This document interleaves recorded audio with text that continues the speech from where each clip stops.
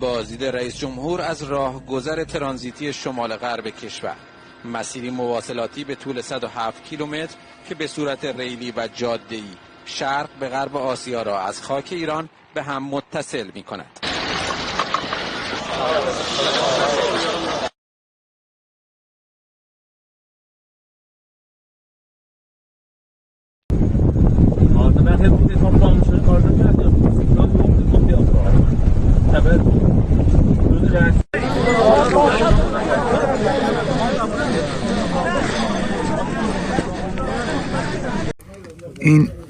اینجا که می‌بینید دقیقاً محل سقوط این بالگردیه که متاسفانه اینجا سقوط کرده. دقیقاً این محل سقوطشه، این خود بالگرده که سقوط کرده و الان اینجا تصاویرشو می‌بینیم. این تصاویر توسط پهپادهای جمعیت هلال احمر که جزء داوطلبین ما هستن تهیه شده و الان دارین اینجا شما می‌بینید که متاسفانه بالگرد به این سبک، به این شکل تو منطقه سقوط کرده.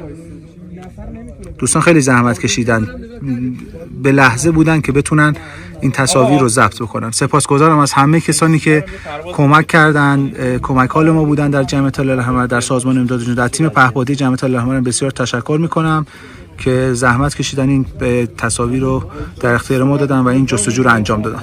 توقف شده. الان همکاران ما این گزارش رو تهیه کردن میفرستن. البته کار بسیار سخته. الان تصاویر رو مخاطبین محترم میتونن ببینن که چگونه گروه‌های امداد در حالی که شب هست، بارندگی شدید وجود داره، هوا به شدت سرده.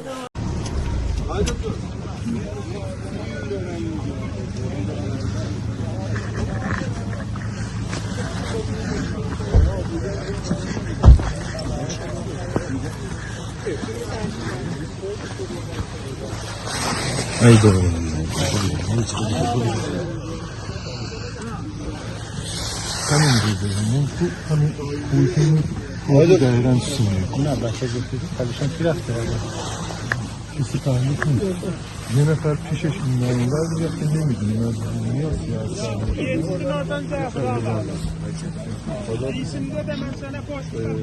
از